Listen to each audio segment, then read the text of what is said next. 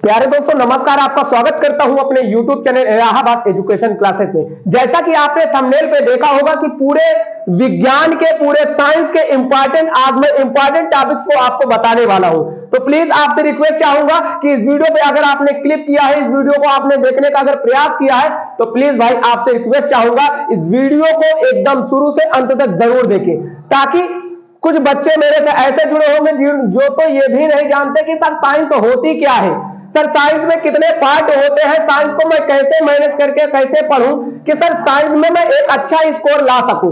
मेरे भाई आपने इस वीडियो पे अगर क्लिक किया है, इस वीडियो को देखने का अगर प्रयास किया है तो प्लीज आपसे रिक्वेस्ट चाहता हूं इस वीडियो से आपको 70 में 70 मैं दिलाने वाला हूं। मात्र जितना मैं हेडिंग बताऊंगा मात्र उतना ही आपको पढ़ लेना है।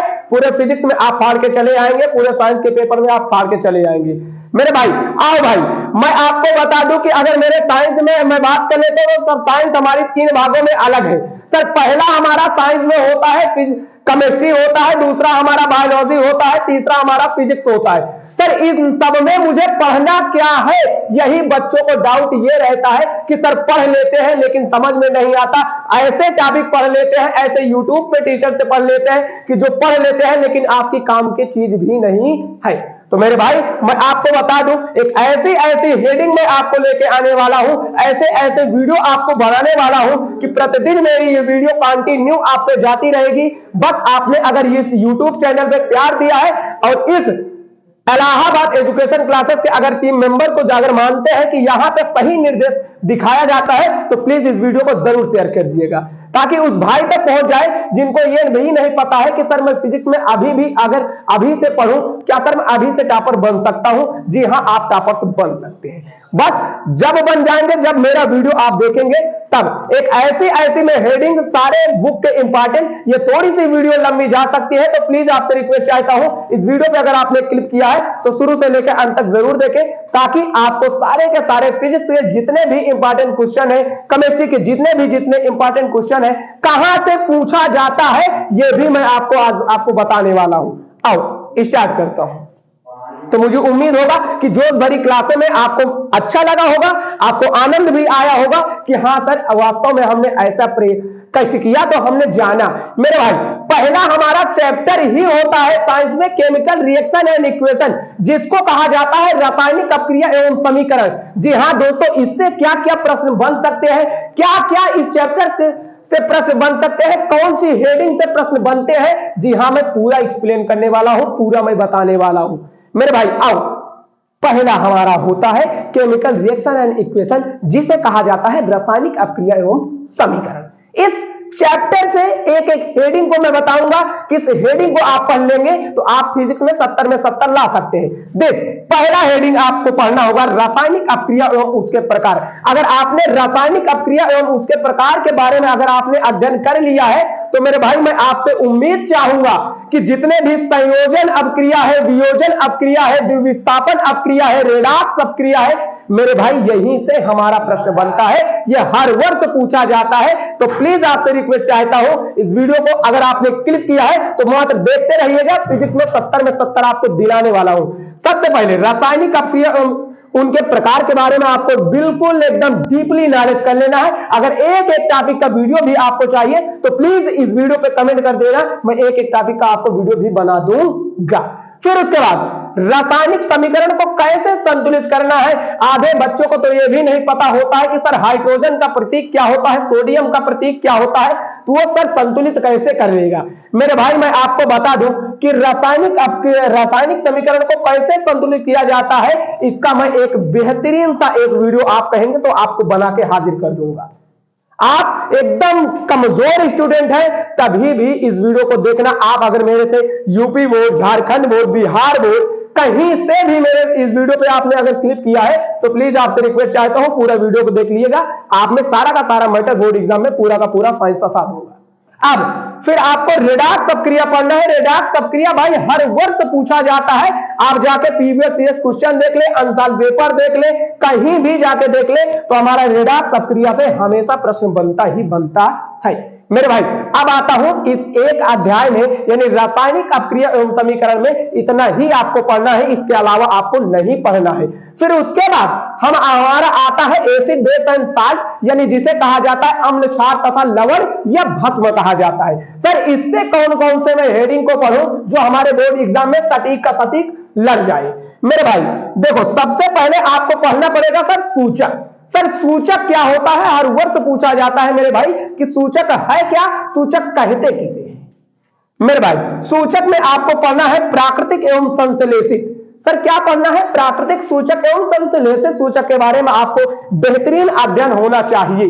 अब अगला आपको पढ़ना है बेकिंग सोडा बनाने की विधि। मेरे भाई बेकिंग सोडा बनाने की विधि हर वर्ष बोर्ड एग्जाम में 4 नंबर का पूछा ही पूछा जाता है। अब देखो फिर है ब्लीचिंग पाउडर बनाने की रासायनिक विधि। सर ब्लीचिंग पाउडर बनाने की रासायनिक विधि बहुत ही इंपॉर्टेंट है, मैं चैलेंज कर रहा हूं कि ये पूछा ही पूछा जाएगा। फिर सर पीएच स्केल। सर ये पीएच स्केल क्या होता है, मेरे भाई को आधे को नहीं पता होता है कि सर अम्लीय कब हो जाता है, क्षारीय कब हो जाता है, उदासीन कब हो जाता है, मेरे आधे भाई को नहीं पता रहता। मेरे भाई मैं आपको बता दूं कि आपने अगर पीएच स्केल के बारे में थोड़ा सा नॉलेज लिया है तो आपको पता चल जाएगा कि सर अगर 7 से कम क्या होता है तो क्या होता है, 7 से ज्यादा होता है तो क्या होता है, 7 के बराबर होता है तो क्या होता है। मेरे भाई आपको वहां से आपको कंफर्म हो जाएगी कि अम्लीय होगा कि क्षारीय होगा कि उदासीन होगा, इतना आप जान गए। अब मैं आपको बताऊं मेरे भाई, अब मैं आपको अगली हेडिंग बताऊंगा कि इसके अलावा आपको क्या पढ़ना है। प्लीज आपसे उम्मीद चाहूंगा कि आप इसको स्क्रीनशॉट जरूर कर लीजिए। चले भाई अगर थोड़ा सा वीडियो आपको पसंद आया हो, थोड़ा सा लगता हो कि हाँ वास्तव में यह हमारे हित की बात है, तो प्लीज आपसे रिक्वेस्ट चाहता हूं कि थोड़ा सा शेयर कर देना।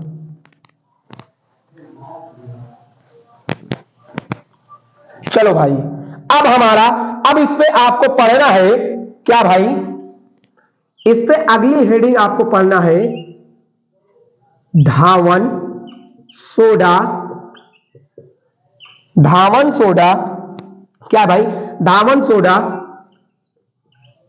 बनाने की विधि। सर हमारा धावन सोडा बनाने की विधि ये भी हमारा इंपॉर्टेंट ही है भाई।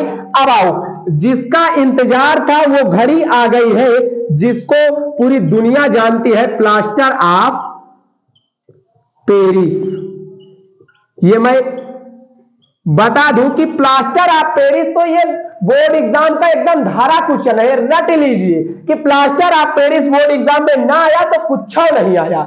मेरे भाई ये एकदम फिक्स टॉपिक है, ये हर वर्ष पूछा जाता है कि प्लास्टर ऑफ पेरिस किसे कहते हैं या प्लास्टर ऑफ पेरिस को कैसे ला सकते हैं, कैसे बन सकता है, या प्लास्टर ऑफ पेरिस का उपयोग क्या है। सारा का सारा प्लास्टर ऑफ पेरिस से पूरा मैटर आप तैयार कर देना। प्लास्टर ऑफ पेरिस का निर्माण कैसे होता है, प्लास्टर ऑफ पेरिस को बनाया कैसे जाता है, सर पूरा अगर आप देख लेंगे तो मेरे भाई आप एकदम साइंस में एकदम मस्त स्कोर करने वाले हैं।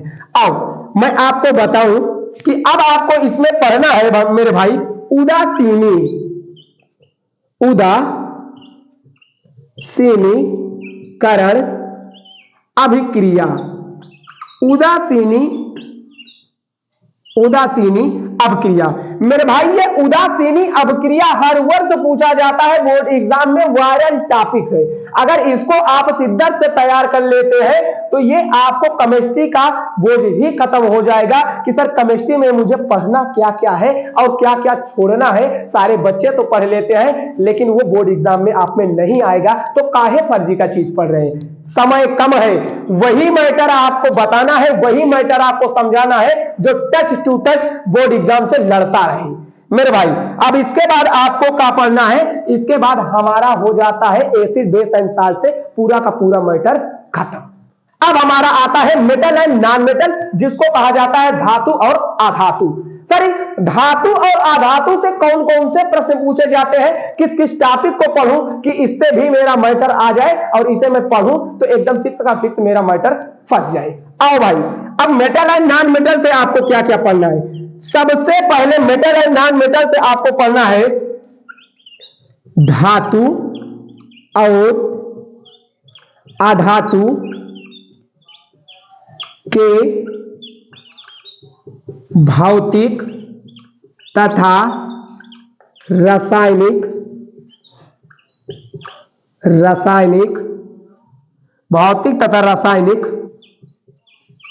गुण। मेरे भाई आधे बच्चों को ये नहीं पता रहता, आधे बच्चे यही रहते हैं सर धातु क्या है, अधातु क्या है। मेरे भाई ये नहीं पूछा जाएगा। मेरे भाई जो इस पे पूछा जाएगा धातु का भौतिक गुण किसे कहते हैं, धातु का रासायनिक गुण लिखिए, धातु का भौतिक गुण लिखिए, ये पूछा जाएगा। ना ही आपसे पूछा जाएगा कि सर धातु किसे कहते हैं, अधातु किसे कहते हैं। ये कॉमन सा टॉपिक है, ये आपसे नहीं पूछा जाएगा। ये पूछा जाएगा कि धातु के भौतिक गुण क्या होते हैं और धातु के रासायनिक गुण क्या होते हैं, या अधातु के क्या भौतिक गुण होते हैं, अधातु के क्या रासायनिक गुण होते हैं, ये पूछा जाएगा। ये नहीं पूछा जाएगा कि धातु किसे कहते हैं, अधातु किसे कहते हैं। कॉमन है, ये कभी नहीं आएगा। अब इसमें क्या पढ़ना है, एकदम इंपॉर्टेंट, एक एक हेडिंग चुन के लाया हूं। भर्जन तथा निस्तापन।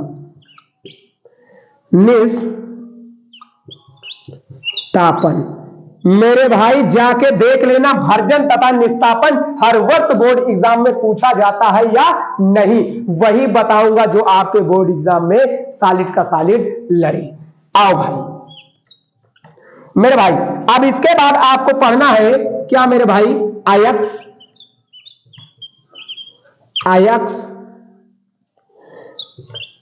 विद्युत रासायनिक श्रेणी।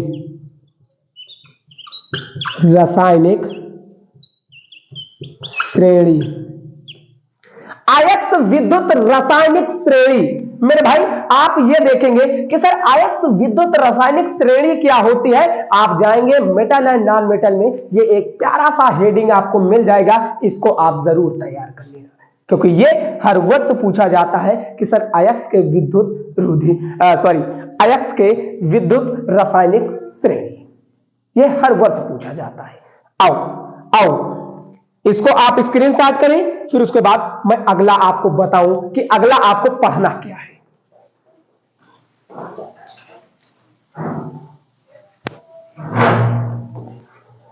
चलो भाई, मुझे उम्मीद है कि आप इतना नोट कर लिए होंगे, आप स्क्रीनशॉट भी ले चुके होंगे। आओ इसके अलावा मैं आपको बताता हूं कि और क्या क्या पढ़ना है। अभी हमारा केमिस्ट्री ही चल रहा है, मैं पूरे साइंस के आपको पूरा बताऊंगा।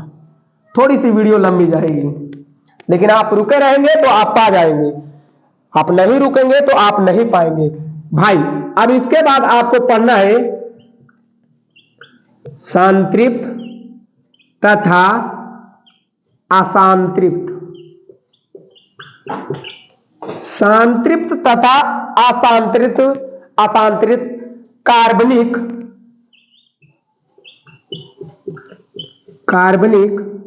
यौगिक, इसको आपको तैयार करना है। फिर उसके बाद आपको क्या तैयार करना है भाई, सजाती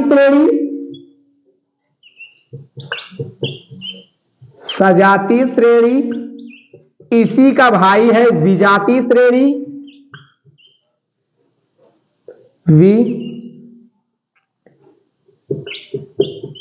जातीय श्रेणी,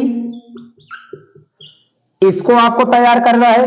फिर बहुत ही डिफिकल्ट, आधे बच्चे को नहीं आता है, ना ही मेरे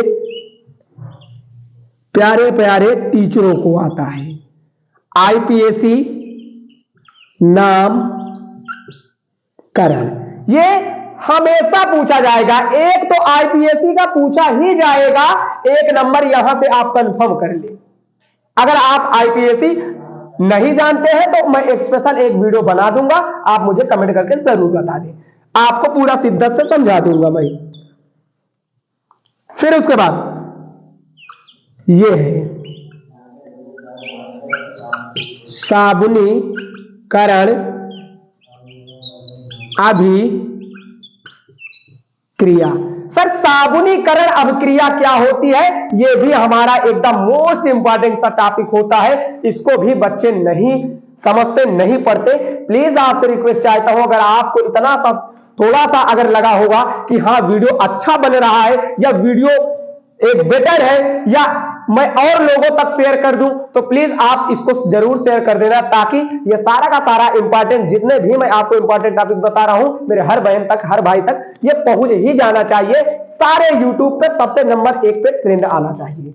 आओ अब इसके बाद आपको पढ़ना क्या है भाई, पूरा हम लोगों ने देख लिया केमिस्ट्री, 4 चैप्टर थे, चारों चैप्टर हमने देख लिया। अब चारों चैप्टर में क्या क्या था मैंने सारा का सारा आपको मटेरियल बता दिया। एक हमारा होता है, एक और जान ले, जिसको हम लोग कहते हैं